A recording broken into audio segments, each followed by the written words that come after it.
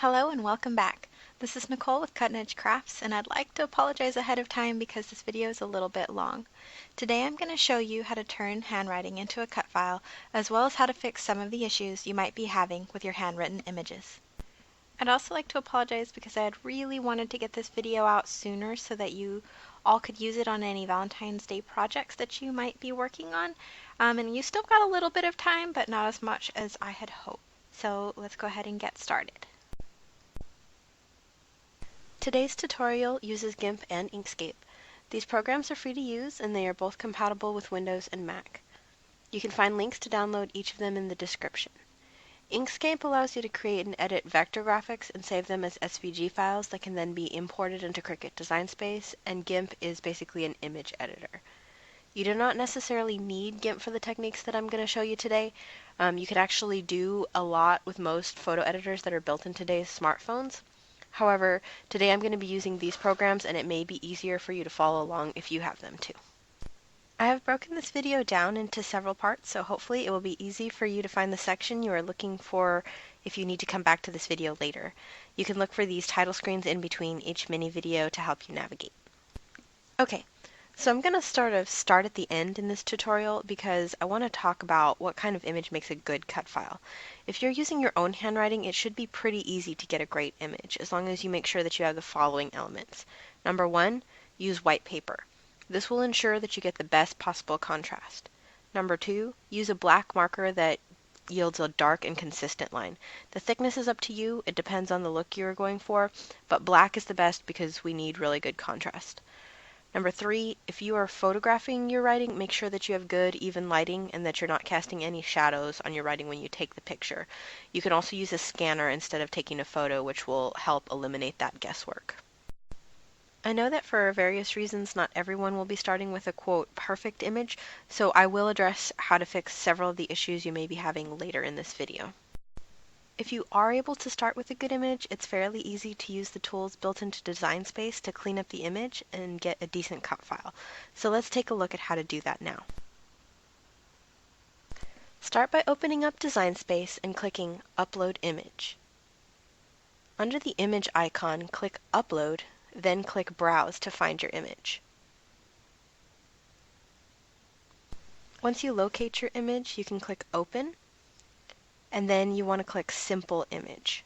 We're not using print then cut, so we don't need to do anything more than just a simple image.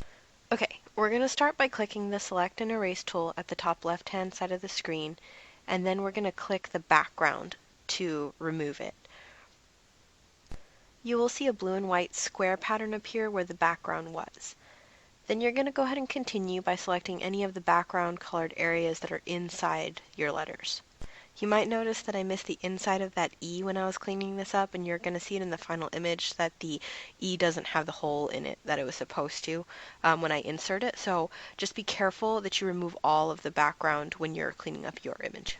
Some of the smaller areas may be more difficult to clean up, so to clean up those small areas, select the Erase tool and change the size to be small enough to fit inside the space that you need to clean up. Then you're going to carefully erase any of the background color. When you're happy with your image, you can click Continue and then select Save as a cut image. If you want to enter keywords to help you find your image later, you can do that now. You're also going to want to name your image appropriately if the name you want is different than the name of the image that you uploaded.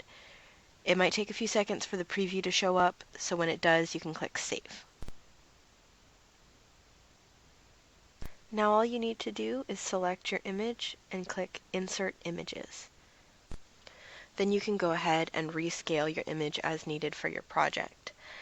Now, I wanted to go ahead and zoom in to the edge of the letters here so that I can kind of show you that if you look really closely, the edges of each of the letters has these kind of jagged edges on it, and that might cause some problems depending on how bad they are when you're cutting. So if we want to clean that up a little bit more, we're going to have to go into another program. Inkscape is a vector graphics editing program that will allow us to control how smooth the edges of our image will be. So let's go try cleaning up our image in Inkscape.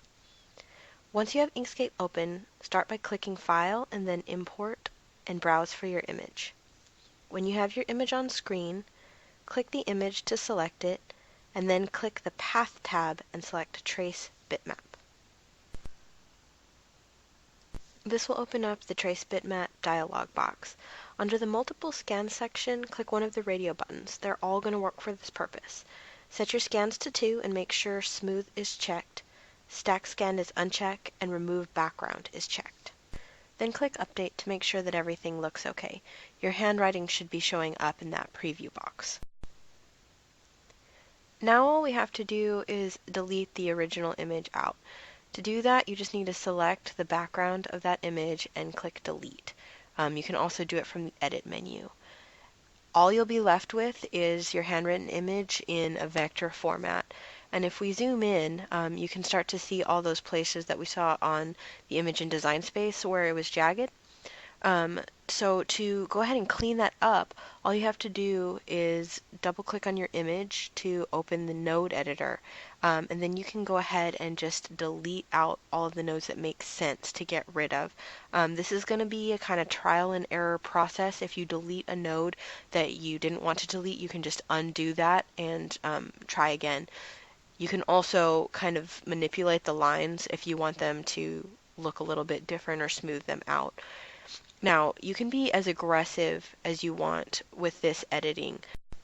I tend to be kind of a perfectionist, so it might take me quite a while to clean up an image like this, but really you're just looking for the places where the image is really jagged, if you want to go about cleaning it up quickly. Okay. So I'm not going to show you the entire editing process because, like I said, I'm kind of a perfectionist, and this particular image would take me a while to get exactly how I want it. But once you're happy with your image, just click your selection tool, then click your image, make sure the lock box is clicked, and then you can go ahead and rescale your image to fit on the page that you have set in your drawing properties.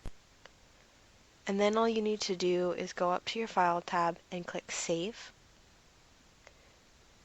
And then we're just going to save our image as either an Inkscape SVG or a plain SVG.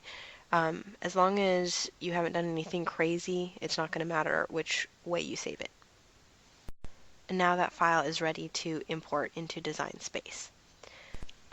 Okay, so moving on, I wanted to talk to you about what happens if you are working with an image that has color text and maybe even a colored background. So you're not working with black text on a white background. To deal with this, we're going to want to edit our image in GIMP, so let's go try that. Okay, so for this example, I'm using a photo of some graffiti that's on a wall of a little building in downtown Austin. It's pretty popular in a lot of engagement pictures, so that I thought that it would make a pretty fun example.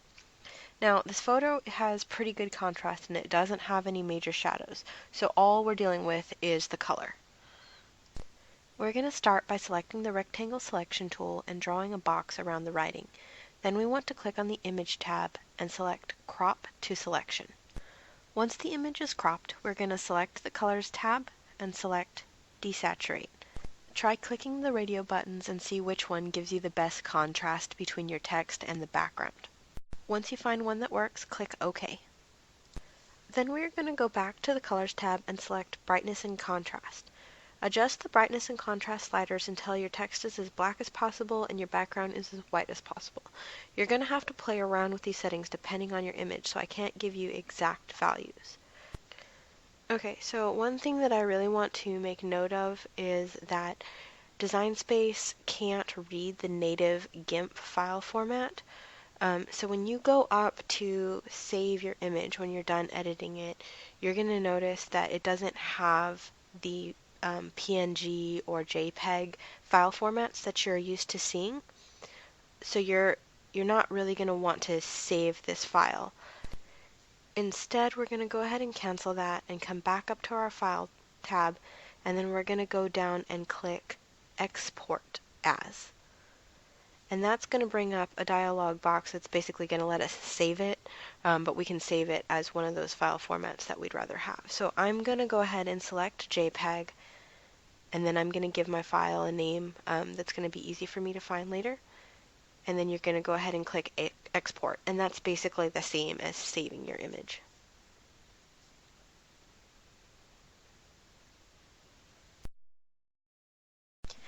Okay, so now for the fun stuff. What if you have issues with shadows in your image? Shadows can cause all sorts of problems when you're trying to clean up your image in Design Space or in Inkscape. So I'm going to start with the worst case scenario, which is a really harsh shadow that is cast in direct sunlight. To fix this problem, we are going to go ahead and open up our image in GIMP. We need an extra toolbar for this technique, so to open it, we are going to go up to our Windows tab, go down to Dockable Dialogs, and then click Layers. I'm going to take my Layers dialog box and move it off to the side, and I'm going to kind of make it a little bit bigger so that later on all that stuff that's going to be in there is easier to see. And then I'm going to come over again and select my rectangle selection tool like we did before and make a rectangle around my text. And then I'm going to go ahead and go up to Image and select Crop to Selection just like we did before. Okay, so now we're going to go and get fancy with our layers. Under the Layers dialog box, I'm going to right-click on the image layer and select New from Visible. This will duplicate an image on a separate layer. I want to do this twice. Then I'm going to click the little eye on the top layer to turn it off so that that middle layer is what's visible. And I want to make sure that that's the layer that's selected. Then I'm going to go ahead and come up to my Colors tab and select Brightness and Contrast. Then I'm going to go ahead and turn the contrast all the way up so that everything that's in shadow goes completely black and just that little area that was in the light is white and shows just part of that text. You can see that little halo of blue around the inside, so I'm going to go ahead and go back up to my Colors tab and desaturate that. Again, you're going to want to choose which one gives you the cleanest edge on that, and for me, that was that center one that says Luminosity. And then I'm going to click OK. Then what I'm going to do is I'm going to work on erasing the text that's inside that little area of white. So I'm going to grab my paintbrush and I'm going to make sure that the color is white, and then I'm just going to go ahead and start writing over the top of my text to get rid of it. And I'm just going to go ahead and keep on going over all of those lines, all of the text, until I get rid of everything that you see inside that little bright white area. Then I'm going to come up and select my Select by Color tool, and I'm going to select the black shadow area. Then I'm going to come over and turn the visibility of my middle layer off and turn the visibility of my top layer on. And then I'm going to come up to Color and select Brightness and Contrast, and I'm going to turn the brightness up and the contrast up. And I'm going to do this until the background of that shadowed area is nice and white and the letters are nice and black. Then I'm going to go ahead and come back over to my Layers tab, and I'm going to turn the visibility of that middle layer back on. I'm going to select the middle layer, and then I'm going to select with that Select by Color tool that center area that was white. It doesn't look white right now because we're seeing the top layer, so it's just going to select the area of the middle layer that was white. Then we need to go ahead and click to select that top layer again. Then I'm going to come up to my Colors tab and click Brightness and Contrast one more time.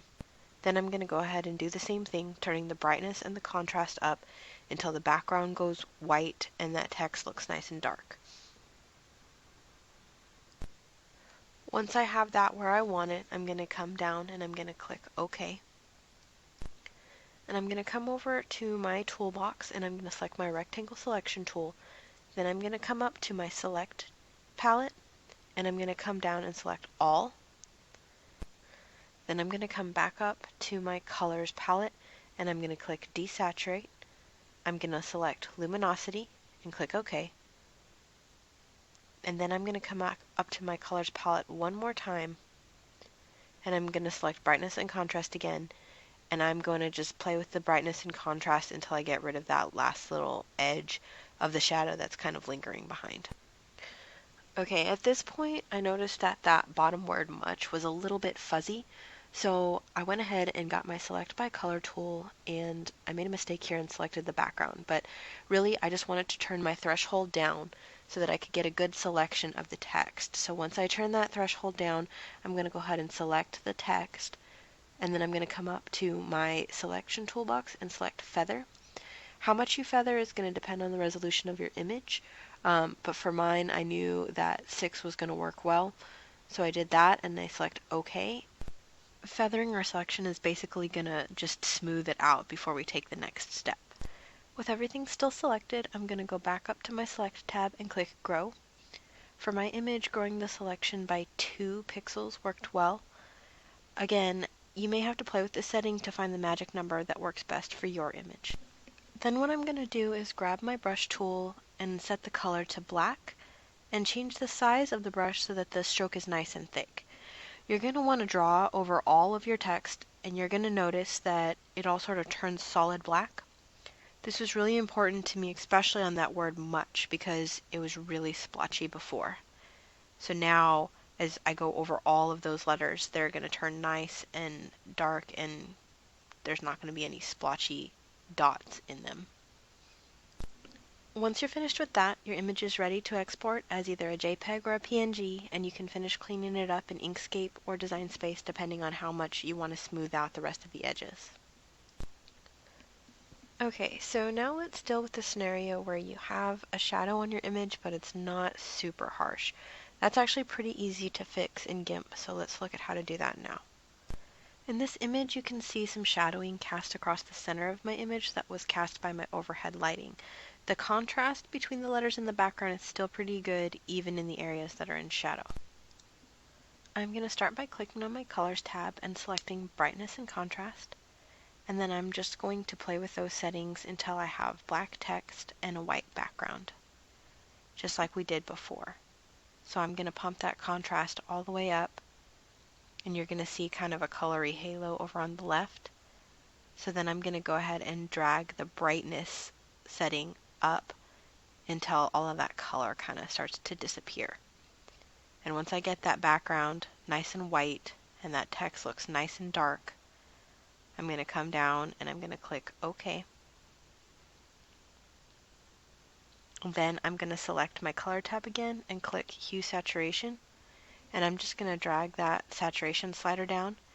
You could also have just selected Desaturate from the Color tab. And that's all you need to do for that. It's ready to export to PNG or JPEG, and you can finish cleaning it up in Design Space or Inkscape. Okay, for this last example, I want to deal with the scenario where you're dealing with lines that are thin and inconsistent. Maybe they were drawn with a ballpoint pen or some other similar tool that just didn't leave a very consistent or thick line to work with. To clean that up and to make those lines thicker, we're going to work on it in GIMP. We're going to start by clicking the File tab to browse for your image, and then we're going to click Open and locate the file that we want to edit. I wrote this message with a ballpoint pen, and you can see that the line is very thin and the color of the line is inconsistent and a little splotchy. To get started fixing this, we're going to click the Color tab and then select Hue Saturation to get rid of any unnecessary color information. Then we're going to take the saturation slider and we're going to turn it all the way down. For this situation, I think the Hue Saturation toolbar is better than just desaturating the image, because I want to take one more step and turn the lightness down so that my text is pretty close to black. It's okay that the background is going to turn a dark gray color, and once you have the text looking fairly black, you can click OK to exit the toolbar. Then we're going to click on the Colors tab again and select Brightness and Contrast. Like before, we will adjust the sliders until the background looks white and the text looks black. But we need to be careful that we don't lose any of the line that makes up our letters. You will probably end up with some shadowing on your image like you see on the bottom of mine here. This is okay because we are going to be able to delete that shadow out pretty easily as long as it isn't actually touching any of the letters. Once you get this as clean as you can click OK to exit the toolbar.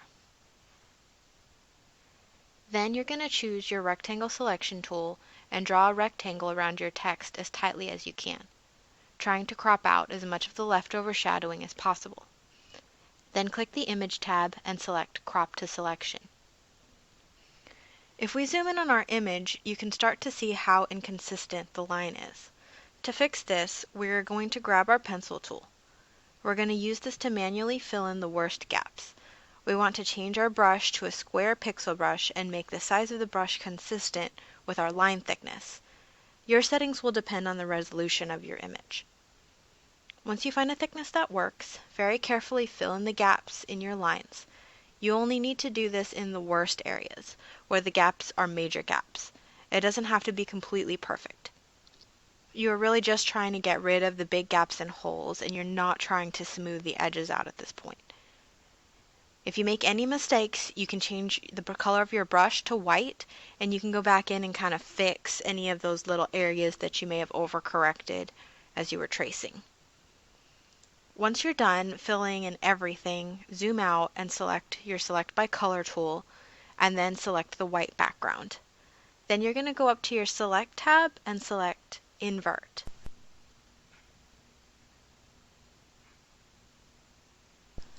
Open the Select tab again and select Grow. What you set this to will depend on the resolution of your image, and you will have to play with the settings a little bit, but in general it should only need to be a few pixels. 2 pixels worked for the image that I'm working on right now. The purpose of this is to expand the border of your selection so that you can thicken the lines up a little bit, which I'm going to show you here next. After you're finished growing your selection, we're going to go and grab our brush tool, and then we're going to make sure that our paint color is black and increase the size of our brush so that it's thicker than the thickness of the lines that make up our letters.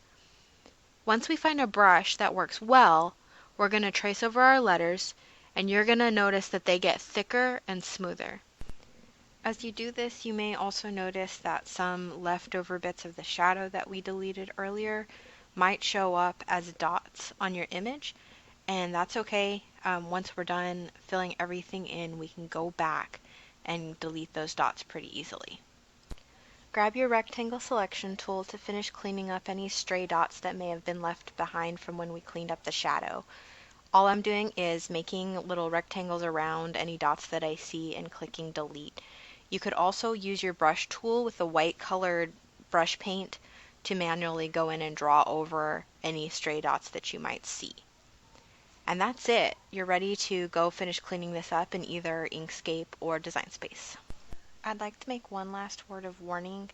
These techniques are designed to give you a high contrast image that are good for creating a cut file of your text, and they're not really photo editing techniques, so if your original image is important to you, make sure to make a copy before you start any of these tutorials.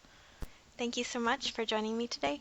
Be sure to let me know how you liked this video by giving it a thumbs up and leaving a comment. And don't forget to subscribe to my channel so you can get notifications when I release new content. You can also connect with me on Facebook or visit my blog. Links are in the description. See you next time.